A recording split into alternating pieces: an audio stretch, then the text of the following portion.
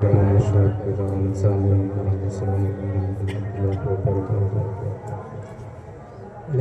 لله رب العالمين والعاقبة للمتقين والصلاة والسلام على سيد الأنبياء والمرسلين أما بعد فأعوذ بالله من الشيطان الرجيم بسم الله الرحمن الرحيم يا أيها الذين آمنوا توبوا إلى الله توبة نصوحا صدق الله مولانا العظيم وصدق رسوله النبي الأمين المكين المتين الكريم ونحن على ذلك لمن الشاهدين والشاكرين والذاكرين والحمد لله رب العالمين. بادائے توحید کی متوالو شمع رسالت کی پروانوں اولیاء امت کے جانثاروں غوث اعظم کی دیوانوں غریب نواز کی فدائی مرکز اہل سنت فاضلی بریلوی کی متوالو آئیے سب سے پہلے امت خضرا میں آرام فرمانے والے آقا ہم غریبوں کے ماوا یتیموں کے ملجا بے کسوں کے کس بے بسوں کے بس مالک انسوں جا سرکار عالم صلی اللہ علیہ وآلہ وسلم کی بارگاہ اقدس میں جھوم جھوم کر درود و سلام کا نذرانہ عقیدت پیش کرے اور بڑی آواز بلند اللہم صلی سلام علیکہ یا رسول اللہ یا حبیب اللہ صلی اللہ علیہ وسلم. باگرداب بلا افتادہ کشتی ضعیفانوں شکشتارا کشتی بحق خواجہ عثمان ہارونی مدد کن یا معین الدین چشتی. اے اشرف زمانہ زمانہ مدد نما اے اشرف زمانہ زمانہ مدد نما درہائے بستہ راز کلیری کرم کشا سرورا شاہا کریمہ دستگیرہ اشرفہ حرمتی روح پیمبر یک نظر کن سوئے ماں یک نظر کن سوئے ماں یک نظر کن سوئے ماں. برادران ملت اسلامیہ، آج ہم سب بڑے ہی خوش نصیب ہیں کہ اللہ رب العزت نے ہم سب کو شب برات عطا فرمائی. آج سے قبل ہم میں اور بھی تھے لیکن آج ہمارے درمیان نہیں ہے، اس لیے یہ مبارک رات ہے. اس رات کو ہم کو اللہ کی عبادت کے اندر گزارنی چاہیے. چوکی پہ بیٹھ کے باتوں کے اندر اس رات کو نہ گزارے. یہ تمہارے لیے دریا بچھائی گئی ہے، وہ آگے آ کر بیٹھے اللہ کی بارگاہ میں اپنے سروں کو جھکائے، اللہ کی بارگاہ میں آ کر اپنے بخشش کرے.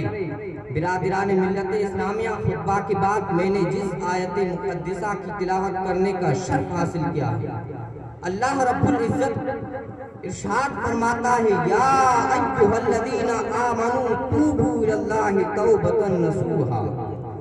اے ایمان والو، اللہ کی بارگاہ میں پختہ توبہ کرو.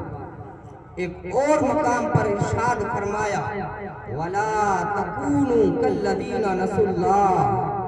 تم ان لوگوں کی طرح نہ ہو جاؤ جنہوں نے اللہ کو بھلا دیا، اس کی بھیجی ہوئی کتابوں کو پسے پشت ڈال دیا. گویا کہ انہوں نے اپنے حال پر رحم نہیں کیا، انہوں نے اپنے آپ کو گناہوں سے نہیں بچایا، انہوں نے آخرت کے لیے کوئی نیکی نہیں کی.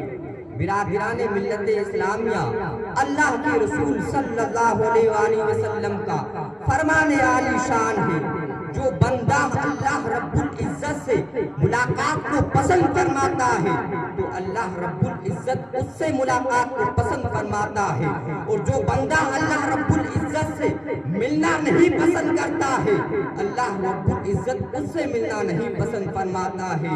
فرمان الہی ہے اولئک هم الفاسقون، یہی لوگ نافرمان ہے، وعدہ شکن ہے، اللہ کی رحمت سے بخشش نہیں ہوگی ان کی، اللہ کی راہ میں ہدایت کی راہ سے یہی نا امیدوار ہے.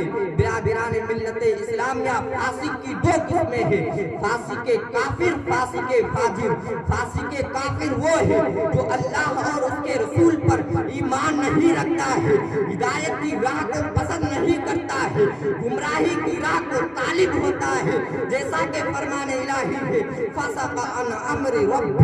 برادران ملت اسلامیہ، فاسق فاجر وہ ہے جو شراب پیتا ہے، مال حرام کھاتا ہے، بدکاریاں کرتا ہے، عبادتوں کو چھوڑ کر اپنی زندگی کو گناہوں کے اندر بسر کرتا ہے، شراب پی کر اپنی زندگی کو بسر کرتا ہے، جوا کھیل کر اپنی زندگی کو گزارتا ہے، مال حرام کھا کر اپنی زندگی کو گزارتا ہے.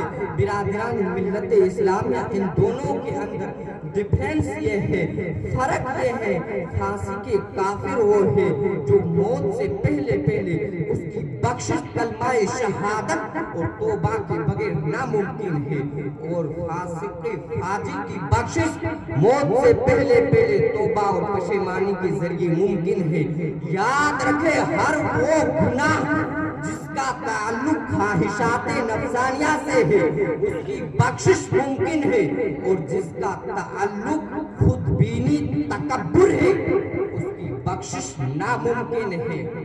شیطان کی نافرمانی کی وجہ بھی تو یہی تھی، تکبر اور خود بینی. برادران ملت اسلامیہ، اس لیے ہر انسان کو چاہیے کہ وہ اللہ رب العزت کی بارگاہ میں دعا توبہ کرے، شاید کہ اللہ رب العزت اسے اس کے گناہوں کو معاف فرما دے.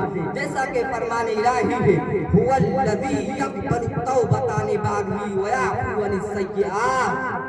اللہ وہ ہے جو اپنے بندوں کی توبہ قبول فرماتا ہے اور ان کے گناہوں سے درگزر فرماتا ہے. برادران ملت اسلامیہ، ایک نوجوان جب بھی اس سے کوئی گناہ ہوتا تھا وہ اپنے دفتر کے اندر لکھ لیا کرتا تھا. ایک دن اس سے گناہ ہوا، اس نے اپنے دفتر کو کھولا اس گناہ کو لکھنے کے لیے، لیکن اس نے دیکھا اس دفتر کے اندر اس میں اس آیت کے سوا کچھ بھی نہیں تھا. فَأُولَٰئِكَ يُبَدِّلُ اللَّهُ سَيِّئَاتِهِمْ حَسَنَاتٍ. اللہ رب العزت ان کی برائیوں کو نیکیوں میں تبدیل کر دیتا ہے. حضرت عمر فاروق اعظم رضی اللہ تعالیٰ عنہ مدینے کی گلیوں سے گزر رہے تھے. ایک نوجوان کو دیکھا کہ وہ اپنے کپڑوں کے نیچے شراب کی بوتل کو چھپائے ہوئے لیے جا رہا تھا. حضرت عمر فاروق اعظم رضی اللہ تعالیٰ عنہ نے فرمایا، اے نوجوان، اس بوتل کے اندر کیا لیے جا رہا ہے؟ اس نوجوان نے دیکھا، اللہ رب العزت کی بارگاہ میں دعا کی، اے میرے پروردگار عالم، مجھے آج شرمندہ ہونے سے حضرت عمر فاروق اعظم رضی اللہ تعالیٰ عنہ کے سامنے شرمندہ ہونے سے بچا لے. اس نے دل ہی دل کے اندر توبہ کی اور حضرت عمر فاروق اعظم رضی اللہ تعالیٰ عنہ کو فرمایا کہ اس بوتل کے اندر سرکہ ہے. حضرت عمر فاروق اعظم رضی اللہ تعالیٰ عنہ نے فرمایا، دکھا تو صحیح. جب اس نوجوان نے اس بوتل کو دکھایا تو واقعی وہ سرکہ تھا. برادران ملت اسلامیہ، آپ غور کریں، ایک بندے سے ڈر کر خلوص دل سے اللہ کی بارگاہ میں تائب ہو گیا تو اللہ رب العزت نے اس کی شراب کو سرکے میں تبدیل کر دیا.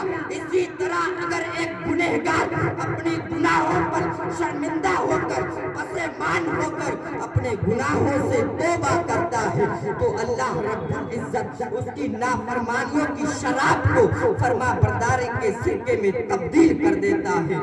ہم سب کو چاہیے اس مبارک رات کے اندر اللہ رب العزت کی بارگاہ میں سچے دل سے توبہ کرے، اللہ رب العزت کی طرف رجوع کرے، نیکیوں کی طرف رجوع کرے، نیک کام میں آگے بڑھے.